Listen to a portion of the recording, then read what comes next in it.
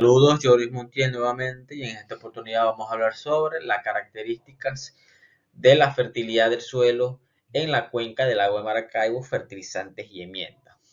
Como también vamos a mencionar sus limitaciones para cada una de ellas.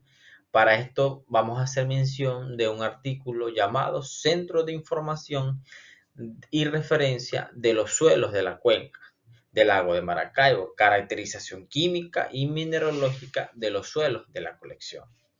En este artículo se establece una colección representativa de los suelos de distintos paisajes y áreas ecológicas de la cuenca. Y esa colección consta alrededor de unos 14 suelos, con unos 14 perfiles de suelos.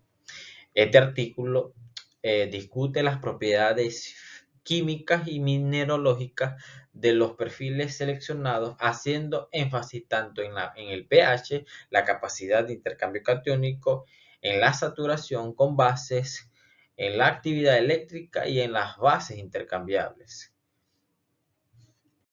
Continuamos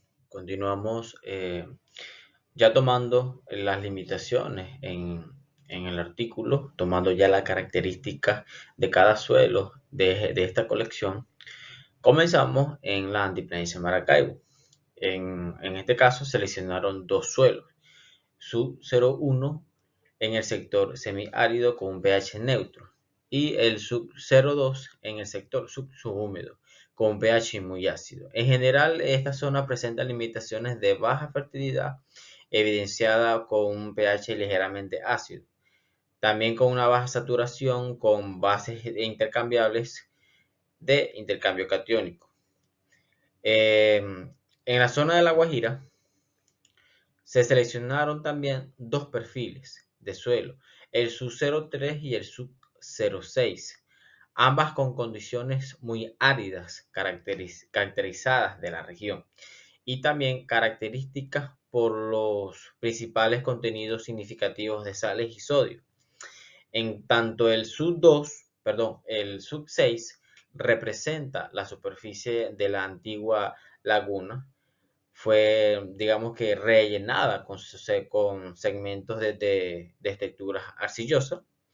En este caso, de la zona de La Guajira, se representan altos contenidos de sales y sodio, lo cual es una fuente de deficiencia climática por agua, lo que puede dar a una limitante en el potencial y su actitud para la zona.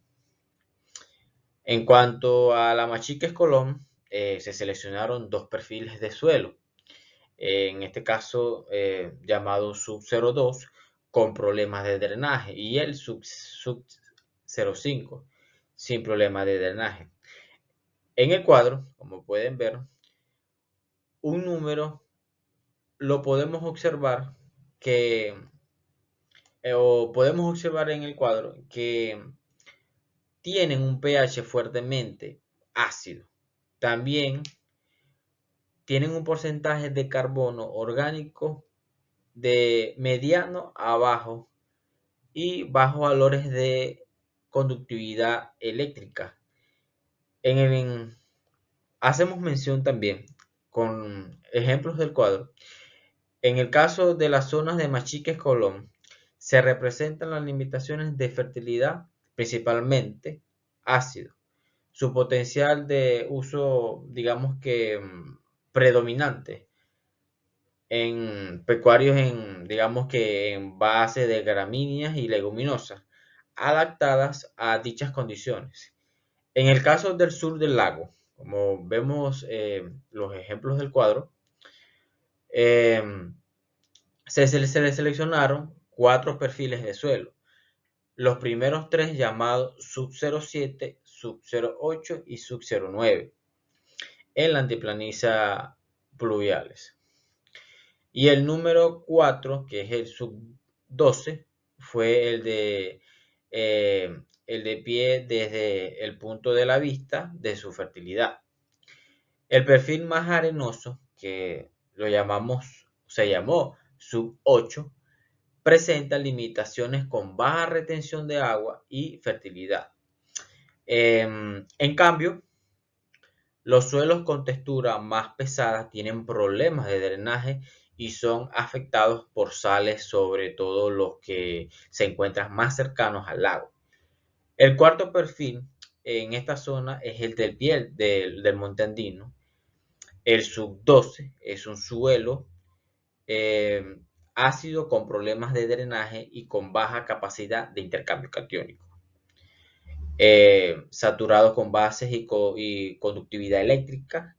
En esta zona existen con problemas de fertilidad muy baja y su uso potencial podría ser, digamos que en frutales o pastos principalmente. En la zona de la planicie del río de Motatán se seleccionaron perfiles de suelo llamados sub 10 y sub 11. El primero con un buen drenaje y el segundo con problemas de drenaje. En el cuadro podemos observar que ambos casos tienen pH entre neutro y básico. Uno de textura media y otro de textura mucho más pesado. En general, esta zona existen suelos de buena fertilidad. En este caso solamente presentados en el sub 11, ciertas limitaciones por drenaje y por último, en la zona montañosa, en la jurisdicción del estado Táchira, se encuentran el perfil Tau 01 y el perfil Tau 02, ambos con un pH, digamos que muy ácido. En este caso se resulta ser uno de los suelos muy pobres desde el punto de vista de fertilidad, siendo bajo y potencial de uso. Y también con una alta sujeción a erosión en muchos casos determinados. Diferencias entre enmienda y fertilizante y sus clasificaciones. En cuanto al fertilizante, un fertilizante es un material que aporta nutrientes a la planta, quiere decir sustancias que proporcionan nutrientes esenciales para su crecimiento. En cuanto a la enmienda es un material que se añade al suelo para corregir alguna propiedad física o química o alguna propiedad del agua en el momento que sea necesario. En cuanto a las clasificaciones, en cuanto al fertilizante, se clasifica según su origen. Quiere decir que fertilizantes orgánicos, derivados de materia orgánica como estiércol o compost, fertilizantes inorgánicos o sintéticos, productos a partir de procesos químicos como por ejemplo la urea, el nitrato de amonio según el tipo de nutriente que aporta. Tenemos los macronutrientes y los micronutrientes. Según su forma de aplicación, tenemos fertilizantes sólidos, fertilizantes líquidos. En cuanto a los fertilizantes sólidos, tenemos que se aplican en forma en granular o en polvo. En cuanto a fertilizantes líquidos, estos se aplican cuando se disuelven en el agua. En cuanto a la clasificación de enmiendas, las enmiendas se clasifican según su origen. Enmiendas orgánicas y enmiendas inorgánicas. En cuanto a las orgánicas, se clasifican en cuanto o cuando poseen compost, son a través de productos de compost o residuos vegetales. En cuanto a las enmiendas inorgánicas se refieren como el cal agrícola o el yeso. También se clasifican según su función específica, enmiendas para mejorar la estructura del suelo como el compost y el estiércol. En cuanto a enmiendas para modificar el pH, también como el cal o en suelos muy ácidos o el azufre para suelos alcalinos. En cuanto también hay enmiendas para aumentar la capacidad de retención del agua, que tal caso como los materiales orgánicos. Para culminar, vamos a dar una pequeña comparación entre dosis, época y fue fuente de aplicación. de tanto de las prácticas de fertilización y aplicaciones de enmienda. En cuanto a la dosis, en la fertilización, la dosis se refiere a la cantidad de fertilizantes que se aplican por unidad de superficie, como por ejemplo kilogramos por hectárea. La dosis debe ser adecuada a las necesidades nutricionales del cultivo y las características del suelo, muy importante. Un ejemplo clave en este caso sería el maíz, que se puede recomendar una dosis de 200 kilogramos por hectárea de nitrato de amonio y dependiendo del análisis de suelos que se vaya a realizar y los requerimientos del cultivo. En cuanto a la enmienda, la dosis se refiere también a la cantidad que se va a aplicar por unidad de superficie, pero está más relacionada a la mejora de la calidad del suelo que con la nutrición directa. En cuanto a un ejemplo claro de enmienda, podemos mencionar que para mejorar la calidad de la estructura del suelo, que se puede aplicar alrededor de 10 toneladas por hectárea de compost en un terreno agrícola.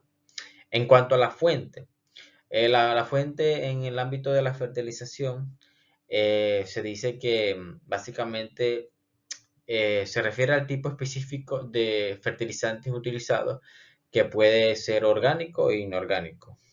Un ejemplo claro está entre fuentes inorgánicas, que podría ser cloruro de potasio, mientras que una fuente orgánica podría ser el estiércol del animal. En el caso de las enmiendas, en el caso de las enmiendas, tenemos las fuentes en el caso de que se refiere al material utilizado para mejorar las propiedades del suelo. Un ejemplo claro está entre que está fuera de común de enmienda es el cal agrícola, utilizado para elevar el pH en un suelo ácido. En cuanto a la época de aplicación, en la fertilización se define entre la época de aplicación en el momento específico en que se aplica el fertilizante, lo cual es crucial para mantener o maximizar su eficacia. Un ejemplo claro está entre un cultivo de trigo, que es comúnmente se puede aplicar fertilizantes nitrogenados en dos momentos, una parte en el que de la siembra y la otra parte en el crecimiento vegetal. En el caso de la enmienda se refiere en que en la época de aplicación también es importante para que las enmiendas ya sean aplicadas en momentos que permiten la integración eficaz en el cultivo, perdón, en el suelo. Un ejemplo claro está entre el compost, que puede ser antes de la siembra, que es preferiblemente. Muchísimas gracias.